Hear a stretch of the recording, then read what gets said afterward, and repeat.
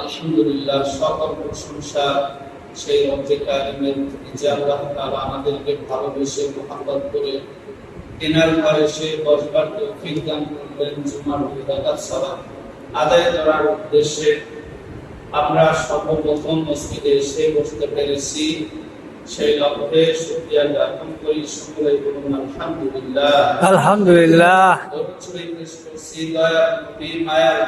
যে নবী আমাদেরকে সঠিক পথ দেখিয়েছেন, যে নবী আমাদের জন্য উহুদের প্রান্তে রক্ত ঝরিয়েছেন, তায়েফের প্রান্তে রক্ত ঝরিয়েছেন, যে নবী 63 বছর জিন্দেগি উম্মতি উম্মতি বলে কান্না করেছেন, কিয়ামত পর্যন্ত উম্মতের ব্যথায় ব্যথিত হয়ে নবী এখনো কান্না করছেন। কাল কিয়ামতের ময়দানে সর্বপ্রথম উম্মতদেরকে জান্নাতে নেওয়ার পরে তিনি জান্নাতে যাবেন। যতক্ষণ পর্যন্ত উম্মতের ফায়সালা না হবে ততক্ষণ পর্যন্ত নবীর চেহারা মোবারকে তাকাবেই না, চিন্তিত আছেন। নবীজি সর্বপ্রথম আল্লাহ তাআলার কাছে একটা জিনিস চাইবেন, উম্মতের ফায়সালা করে দিন, তারপরে আমি শান্ত হব। এমন একজন নবীকে পেয়েছি, এমন একটা নেতাকে পেয়েছি, সেই নেতার প্রতি একবার দরুদ খুশি করি। সকলে বলুন সাল্লাল্লাহু আলাইহি ওয়াসাল্লাম। সাল্লাল্লাহু আলাইহি সাল্লাম। আজকে জিলহজ মাসের 27 তারিখ, এই মাসের শেষ জমা। সামনে জিলহজ মাস শুরু হবে, হজের মাস শুরু হয়ে যাবে। জিলহজ মাসের ব্যাপারে কুরআন কারীমে কিছু আয়াত নাযিল করা হয়েছে, যে আয়াতে আল্লাহ তাআলা শপথ করেছেন, ওয়াল ফাজরি ওয়া লায়ালিন আশর ওয়াশ শাফঈ ওয়াল ওয়াতর ওয়া লায়ালিন আশর, 10 রাতের শপথ করেছেন। এমনকি এই 10 রাতকে আল্লাহ তাআলা এমন মর্যাদাপূর্ণ করেছেন, এমন ফজিলতপূর্ণ করেছেন, যে ফজিলতের কথা আমরা আজকে আলোচনা করব ইনশাআল্লাহ। আল্লাহ সুবহানাহু ওয়া তাআলা মুসলমানদেরকে কিছু খুশির দিন দিয়েছেন, নির্ধারিত দিন। সেই দিনগুলোর মধ্যে জিলহজ মাসের 10 তারিখ কুরবানির দিন।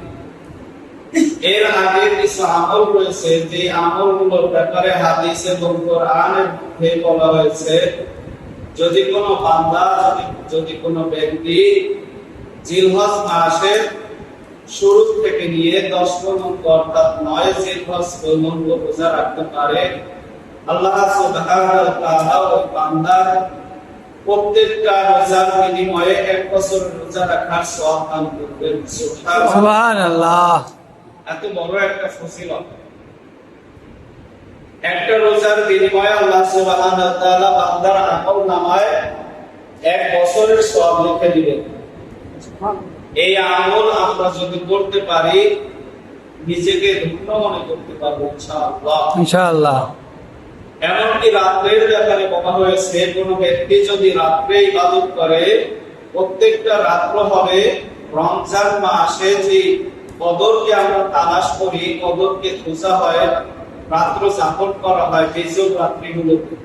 কিন্তু নবীজি সাল্লাল্লাহু আলাইহি ওয়াসাল্লাম হাদিসের মধ্যে বলেন, জিলহজ মাসের 1 তারিখ থেকে শুরু করে 10 তারিখ পর্যন্ত যে রাতগুলো আছে, প্রত্যেকটা রাতের ফজিলত হচ্ছে কদরের রাতের সমান। সুবহানাল্লাহ। সুবহানাল্লাহ। এই রাতগুলোতে যদি আমরা আমল করতে পারি, এর থেকে আর ফজিলতপূর্ণ রাত আমরা খুঁজে পাবো না। এই জন্য আমরা সকলেই চেষ্টা করব এই রাতগুলোতে বেশি বেশি সালাত আদায় করা, নামাজ পড়া। এমনকি জিলহজ মাসের এই 1 তারিখ থেকে যদি কোনো বান্দা 10 তারিখ পর্যন্ত দান করে, সাদাকা করে, আল্লাহ সুবহানাহু ওয়া তাআলা তার আমলনামায় 1 টাকা দান করলে 1000 টাকার সওয়াব লিপিবদ্ধ করে দেন। সুবহানাল্লাহ। এর থেকে আর বড় কিছু পাওয়ার আছে বলুন তো? আল্লাহ সুবহানাহু ওয়া তাআলা বান্দাদেরকে অল্প সময় দান করেছেন, কিন্তু অল্প সময়ের মধ্যে বরকত এত পরিমাণে দিয়েছেন যে বিভিন্ন রাত্রি যাপন করার মাধ্যমে হাজার হাজার বছরের নেকি অর্জন করতে পারছি আমরা।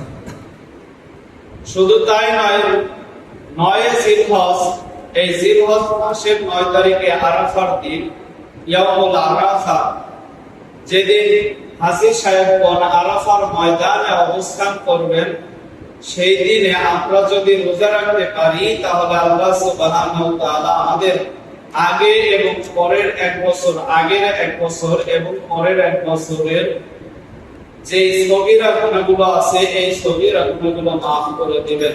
সুবহানাল্লাহ।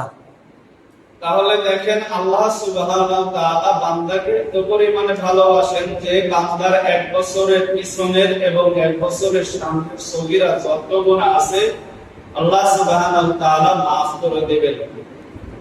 এমনকি আরো বলা হয়েছে এই 9 তারিখে কোন বান্দা যদি আল্লাহ সুবহানাহু ওয়া তাআলার কাছে দোয়া করে, আল্লাহ তাআলা দোয়া ফেরত দিতে নারাজ হন, লজ্জাবোধ করেন।